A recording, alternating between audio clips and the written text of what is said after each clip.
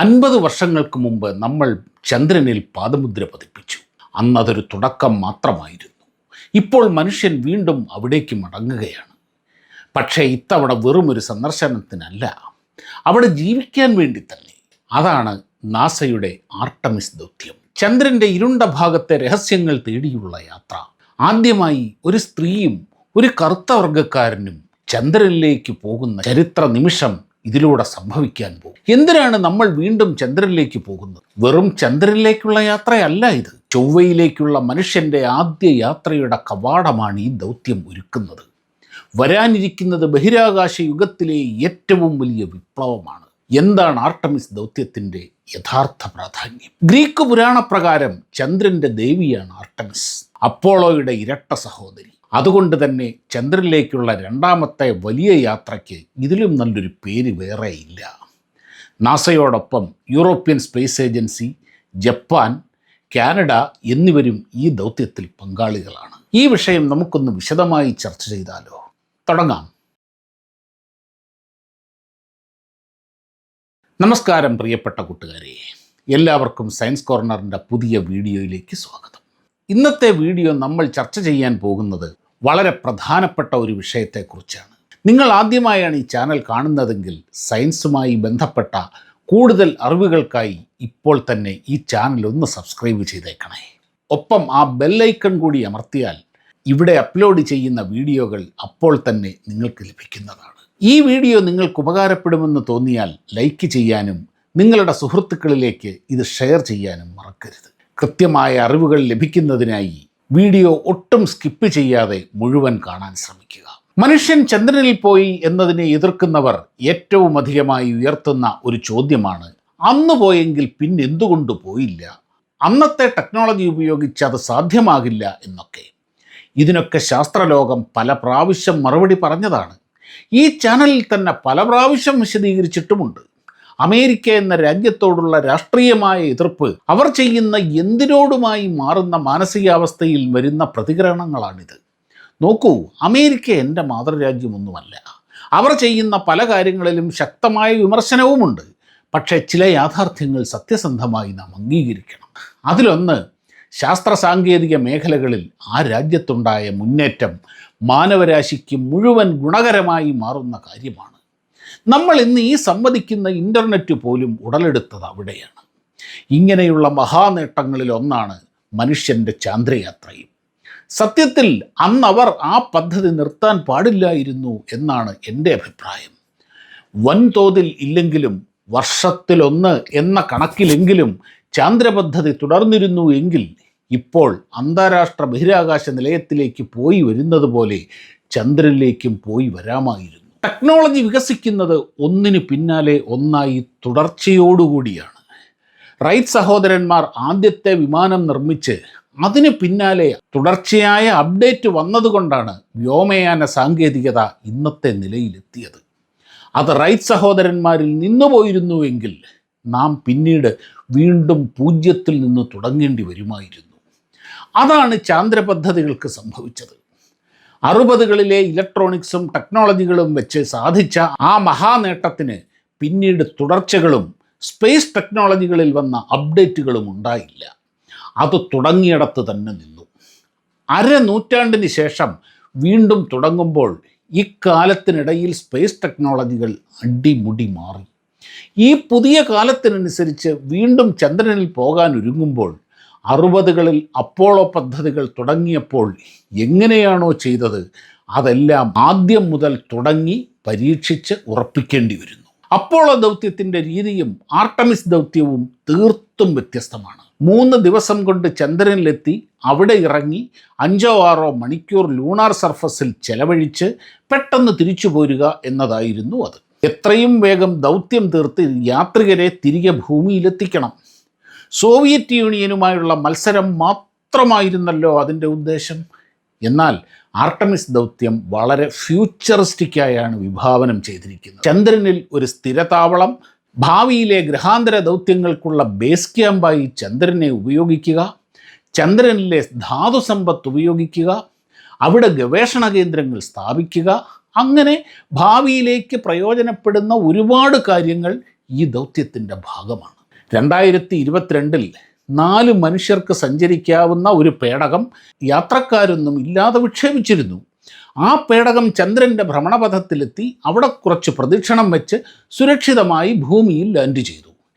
ഈ പരീക്ഷണ ഫലങ്ങളെല്ലാം പ്രതീക്ഷിച്ച പാരാമീറ്റേഴ്സ് മീറ്റ് ചെയ്തിട്ടുണ്ട്.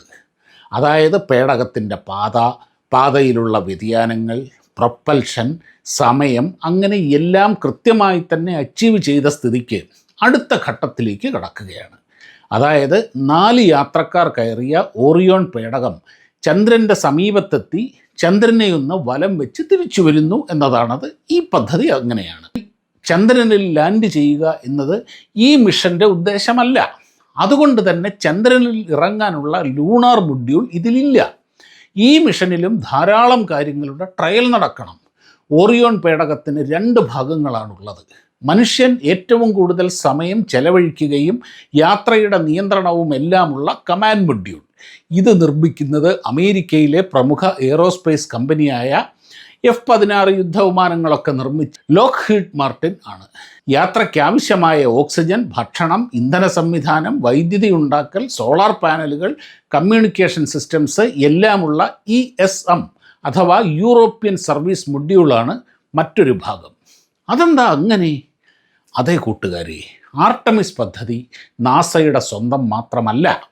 ഇപ്പറഞ്ഞ സർവീസ് മൊഡ്യൂൾ നിർമ്മിക്കുന്നത് യൂറോപ്പിലെ പ്രമുഖ എയ്റോസ്പേസ് കമ്പനിയായ ഫ്രാൻസിലെ എയർബസ് ആണ്. അതുകൊണ്ടാണ് ഈ മൊഡ്യൂളിന് യൂറോപ്യൻ സർവീസ് മൊഡ്യൂൾ എന്ന പേരിട്ടിരിക്കുന്നത്. പണ്ട് അപ്പോളോ ദൗത്യങ്ങൾക്കായി നാസ നിർമ്മിച്ചത് ഇന്ന് വരെ നിർമ്മിക്കപ്പെട്ടതിൽ വെച്ച് ഏറ്റവും വലുതും കരുത്തുറ്റതുമായ സാറ്റേൺ റോക്കറ്റുകളായിരുന്നു.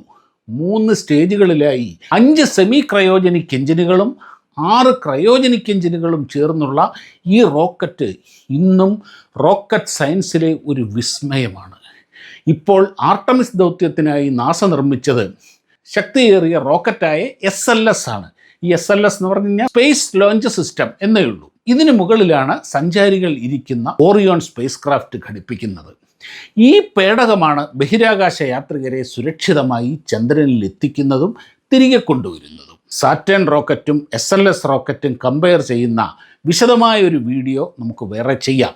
അത് വളരെ വലിയ വിഷയമാണ്. അമേരിക്കയിൽ നിന്നുള്ള Reid Wiseman, Victor Glover, Christina Koch, കാനഡയിൽ നിന്നുള്ള ജെറാമി ഹാൻസൺ എന്നിവരാണ് ഫെബ്രുവരിയിലെ, അതായത് അടുത്ത മാസത്തെ ദൗത്യത്തിൽ ചന്ദ്രൻ്റെ ഭ്രമണപഥത്തിലേക്ക് പോകുന്നത്. ഇവിടെയുമുണ്ട് ചില പുതുമകൾ. ക്രിസ്റ്റിന കോച്ച് ചന്ദ്രനിലേക്ക് യാത്ര ചെയ്യുന്ന ആദ്യ വനിതയാണ്. വിക്ടർ ഗ്ലോവർ ചന്ദ്രനിലേക്ക് പോകുന്ന ആദ്യത്തെ ആഫ്രിക്കൻ വംശജനാണ്. ജെറാമി ഹാൻസൺ ചന്ദ്രനിലേക്ക് പോകുന്ന ആദ്യത്തെ അമേരിക്കക്കാരനല്ലാത്ത സഞ്ചാരിയാണ്. ഇവർ ചന്ദ്രനിൽ ഇറങ്ങുന്നില്ല എന്ന് പറഞ്ഞല്ലോ. ഭൂമിയിൽ നിന്ന് ദൃശ്യമല്ലാത്ത ചന്ദ്രൻ്റെ മറുവശത്തുകൂടി അവിടുത്തെ ചിത്രങ്ങൾ പകർത്തി നിരീക്ഷിച്ച് അടുത്ത ദൗത്യത്തിൽ ഇറങ്ങേണ്ട ചന്ദ്രൻ്റെ ദക്ഷിണധ്രുവത്തിൻ്റെ കൂടുതൽ വിശദാംശങ്ങൾ ശേഖരിച്ച് ഇന്ന് വരെ ഭൂമിയിൽ നിന്ന് മനുഷ്യൻ സഞ്ചരിക്കുന്ന ഏറ്റവും കൂടുതൽ ദൂരം പിന്നിട്ട് അവർ തിരികെ എത്തും. അല്ലപ്പാ, ഇവരെന്നാണ് ഇനി ചന്ദ്രനിൽ ശരിക്കും ഇറങ്ങാൻ പോകുന്നത്? അത് ഏതാണ്ട് 2027 മധ്യത്തിലാണ്. അത് ഇങ്ങനെയാണ്. ഒരു ദൗത്യം ചന്ദ്രനിൽ ഇറങ്ങണമെങ്കിൽ അതിനുള്ള ഒരു ഭാഗം കൂടി അതിൻ്റെ അകത്ത് വേണമല്ലോ. പണ്ടത്തെ അപ്പോളോ ദൗത്യത്തിൽ പ്രധാന പേടകത്തിൽ നിന്ന് വേർപെട്ട് ചന്ദ്രനിൽ ഇറങ്ങാനും തിരികെ വന്ന് പ്രധാന പേടകവുമായി ഡോക്ക് ചെയ്യാനുമുള്ള ലൂണാർ മൊഡ്യൂൾ പ്രധാന പേടകത്തോടൊപ്പം ഒരുമിച്ച് വിക്ഷേപിക്കുകയായിരുന്നു. എന്നാൽ ഇവിടെ അങ്ങനെയല്ല. ആർട്ടമിസ് 3 ദൗത്യത്തിൽ ചന്ദ്രനിൽ ഇറങ്ങാൻ ഉപയോഗിക്കുന്നത് സ്പേസ് എക്സിൻ്റെ സ്റ്റാർഷിപ്പ് പേടകമാണ്. യാത്രക്കാർ കയറിയ പേടകം അവിടെ എത്തുന്നതിന് മുൻപ് സ്റ്റാർഷിപ്പ് പേടകം വിക്ഷേപിച്ച് ചന്ദ്രൻ്റെ ഭ്രമണപഥത്തിൽ എത്തിയിട്ടുണ്ടാകും. അവിടെ വെച്ച് പ്രധാന പേടകവുമായി ഡോക്ക് ചെയ്ത് 2 പേർ ചന്ദ്രനിൽ ഇറങ്ങി ഒരാഴ്ച നീളുന്ന നിരീക്ഷണങ്ങളൊക്കെ നടത്തി തിരികെ അവിടെ നിന്ന് ലോഞ്ചായി മുകളിൽ ചുറ്റുന്ന പ്രധാന പേടകവുമായി ഡോക്ക് ചെയ്ത് യാത്രക്കാരും പരീക്ഷണ ഫലങ്ങളുമായി ഭൂമിയിലേക്ക് മടങ്ങും. ഈ മിഷനിൽ ഒരു സ്ത്രീയെ ആദ്യമായി ചന്ദ്രനിൽ ഇറക്കുന്നുണ്ട്. പിന്നീട് ആർട്ടിമസ് 4 മുതലുള്ള ദൗത്യങ്ങൾ ഇങ്ങനെയല്ല. 2028 മധ്യത്തോടെ ഒരു ദീർഘവൃത്ത ഭ്രമണപഥത്തിൽ സ്ഥിരമായി ചന്ദ്രനെ ചുറ്റുന്ന ഒരു സ്പേസ് സ്റ്റേഷൻ വിക്ഷേപിക്കുന്നുണ്ട്. അന്താരാഷ്ട്ര ബഹിരാകാശ നിലയത്തിൻ്റെ ഒരു ചെറിയ പതിപ്പ് ചന്ദ്രന് ചുറ്റും. ഇതിൻ്റെ ചന്ദ്രനിൽ നിന്നുള്ള കുറഞ്ഞ ദൂരം 3000 കിലോമീറ്ററും കൂടിയ ദൂരം 42,000 കിലോമീറ്ററുമായിരിക്കും. ഇതൊരു ലൂണാർ ഗേറ്റ് വേ അഥവാ ചന്ദ്രനിലേക്കുള്ള ഒരിടത്താവളമാണ്. ഇവിടെ നിന്ന് വിക്ഷേപിക്കുന്ന ഓറിയോൺ പേടകം ഈ ഗേറ്റ് വേയുമായി ഡോക്ക് ചെയ്യും. അവിടെ നേരത്തെ ഡോക്ക് ചെയ്തിട്ടുള്ള ലൂണാർ മൊഡ്യൂളിൽ കയറി യാത്രക്കാർ ചന്ദ്രനിൽ ഇറങ്ങി കുറച്ച് ദിവസങ്ങളോ ആഴ്ചകളോ ചെലവഴിച്ച് ഈ ഗേറ്റ് വേയിലേക്ക് മടങ്ങി പിന്നെയും കുറച്ച് നാൾ കഴിഞ്ഞ് ഭൂമിയിലേക്ക് മടങ്ങും. ഇങ്ങനെ തുടർച്ചയായ മിഷനുകളിലൂടെ 2035 ആകുമ്പോഴേക്ക് ചന്ദ്രനിൽ ഒരു സ്ഥിരം സ്റ്റേഷൻ സ്ഥാപിക്കുക, അവിടെ മനുഷ്യർക്ക് ദീർഘനാൾ കഴിയാനാവശ്യമായ ഒരു ഹാബിറ്റാറ്റ് അഥവാ എക്കോസിസ്റ്റം ഉണ്ടാക്കുക എന്നതാണ് ലക്ഷ്യം. അപ്പോഴേക്ക് 2030 ചൈനയും 2040 ഇന്ത്യയും മനുഷ്യരെ ചന്ദ്രനിൽ എത്തിക്കാൻ പ്ലാൻ ചെയ്യുന്നുണ്ട്. അങ്ങനെ നമ്മുടെ അമ്പിളിയമ്മാവൻ അന്താരാഷ്ട്ര സഹകരണത്തിൻ്റെ ഒരു രംഗവേദിയാവുകയാണ്. നാസ ഇപ്പോൾ പൂർണ്ണമായും ഈ പദ്ധതിയുടെ ഫോക്കസിലാണ്.